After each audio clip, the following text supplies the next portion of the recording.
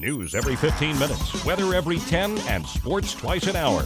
Newstalk, KGVO, AM 1290 and now 101.5 FM. You're listening to Montana Morning with Peter Christian.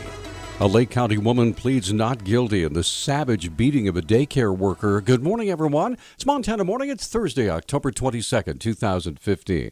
Thanks so much for joining us right now. We have fog beginning to form in the Missoula Valley right now. 33 degrees. Should probably stay with us till early afternoon. Our newscast this morning, sponsored by Automotive Cutting Edge. It's time to winterize. Get a lube oil and filter change, just $30 through October. Call Automotive Cutting Edge at 542-2218. Our top story this morning, a Lake County woman has denied her alleged role in an attack on a northwestern Montana daycare worker. Jeff Smith at KERR AM Radio reports 21-year-old Tashiana Schlensker pleaded not guilty yesterday to assault with a weapon for the October 7th attack on Martha McClure of Ronan. Prosecutors say Schlensker hit McClure in the face with a snow shovel as she fought against 31-year-old Francis Jackson. Jackson had arrived at the daycare to take his 3 children, even though he does not have legal custody of them. Jackson has been charged with aggravated burglary. District Judge James Manley set a March 4th trial date for Schlensker. Both are in jail on $100,000 bond.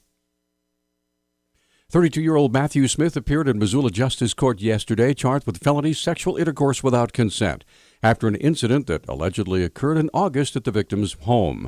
According to court documents, Smith and the victim had a relationship that had ended. On August 22nd, Smith came to her residence saying he wanted to talk. She said that Smith forced his way into her residence and pushed her into the bathroom where he allegedly raped her. Chief Deputy Missoula County Attorney Jason Marks addressed the court. Your Honor, we would request that bail be set in the amount of $75,000 given the nature of the offense, the strength of the evidence in the case. We feel he presents a danger to citizens in the community. With regard to conditions of release, Your Honor, I would ask for GPS, no contact with the victim. The public defender informed the judge that Smith had no prior criminal history, was a combat veteran, and had a steady job in Missoula. In a bakery, Judge Anderson set bail at $50,000. Smith's next court appearance will be November 4th. A Great Falls boy suffered life-threatening injuries when he was struck by a car while riding his bicycle. Police say the collision occurred just before 7 p.m. Tuesday near the Paris Gibson Square Museum of Art.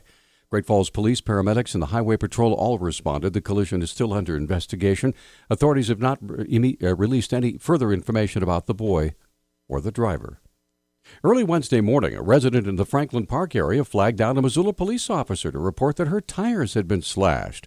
Public Information Officer Travis Welsh has more. An officer was on patrol, flagged down by a resident in the area who wanted to report that her tires had been slashed on her car, and actually told the officer she thought there might be more incidences in her neighborhood. After further investigation, Welsh said it was discovered that several other vehicles' tires had also been slashed. Officer Valinkity drove around through the area and actually found 9 more vehicles with at least one tire slashed in that same area. Damage seems to be inflicted on vehicles primarily north of South 14th Street to Franklin Park. The damage seems to consist of tires on the street side and usually just one tire per vehicle. Anyone in the area may have noticed damage to their vehicles asked to contact the police department at 552-6300. And further, anyone with information about whoever may be responsible asked to call Crime Stoppers, 721-4444.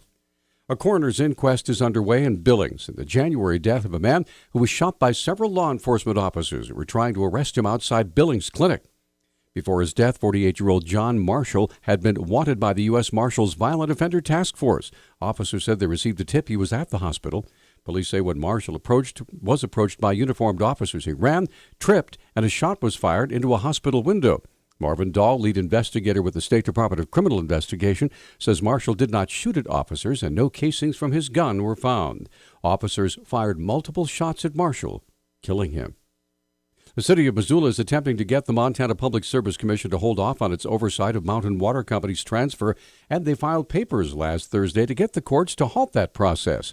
Public Service Commission Public Information Officer Eric Sell explains. 2 different issues going on here, as most people who are following this probably know. There's the city's condemnation of the water system, and then there's also simultaneously in front of the commission proposed sale of Mountain Water from the current owner to a new owner, which is Liberty Utility.